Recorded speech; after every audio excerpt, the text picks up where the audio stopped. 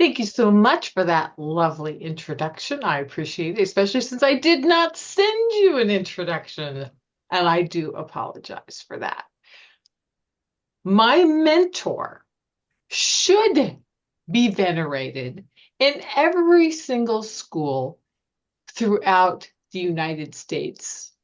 Simply put, I venerate her to such an extent, I literally wrote the book about the woman, Tilly Lewis. Now, let me restate that I have more than Tilly Lewis as a mentor, which I did not state. So I'll state for the first time. Excuse me. You look look above your chair. You are my mentors. You.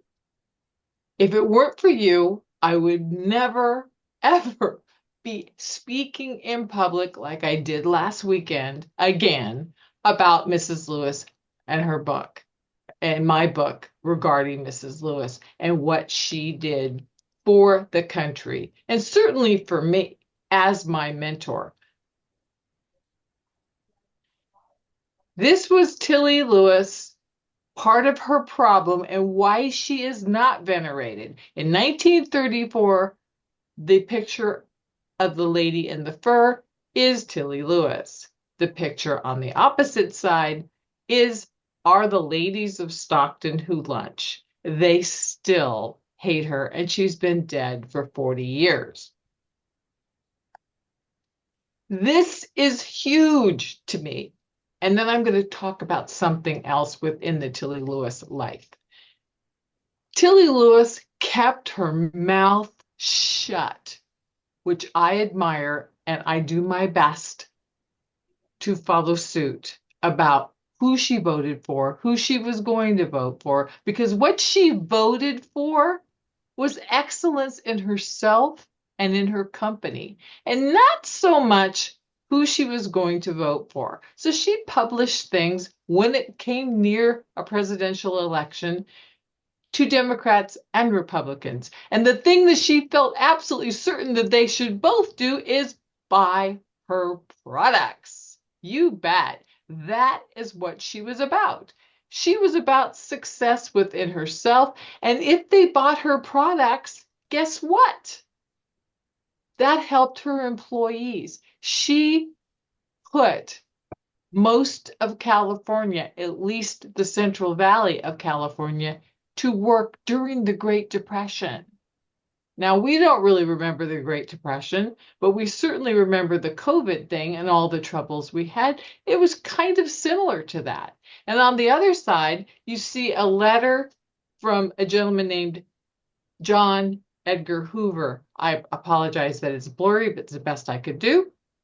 Later, John became J. Edgar Hoover. This is J. Edgar Hoover releasing Tilly from the never ending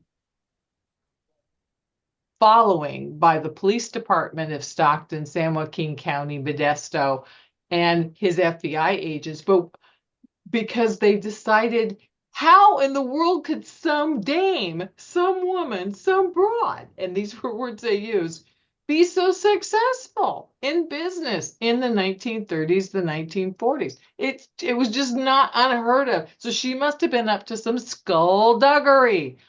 But no, John Edgar Hoover decided no, she was as American as apple pie. But what it did for me is I got to see that she was up to some social shenanigans that we ladies, I mean, she had boyfriends over, she had a life, she employed people of color in her home. I know it's shocking. It's shocking. But that was reported upon. And she brought Jewish people from the Holocaust area. I know, shocking, and saved them. And that J. Edgar Hoover decided was going to be okay with him. So they stopped the process of harassing her until the 1960s, and they started doing it again. They still didn't find anything. But nonetheless, this was Tilly Lewis. This was her as a little girl notice she is the tiny little cutie beneath her mother. That is a hand-me-down dress. She will wear that for years. You can see how big it is. This is where she came from. So when she ended up being what we would know today as a billionaire, which I would love to be, but I'm happy with where I'm at. And that's what she was all about, is being really happy with what you have as long as you're moving forward and producing and doing great things for you. Tilly had nothing, literally nothing. And it didn't bother her because she knew that she was never going to stop pushing forward. She didn't need to be liberated. Her nephews said she was born liberated. She never had an idea. And this, I mean, what a mentor to have. And I try to think, what would Tilly do? What would Tilly do? I try to think, there is no no, there is no can't. There is only how. And she stated again and again in her speeches, first woman ever to give speeches, and it began in Chicago, to men's organization, to men's groups about success in business. On the other side is New York. We'll discuss that later. There's too much.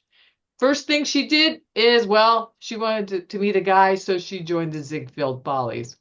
Another small story, won't discuss. This is her with a gentleman friend of hers who helped her get started, Florendo Del Gaizo. Now I'm going to stop yakking about this now and just leave this here.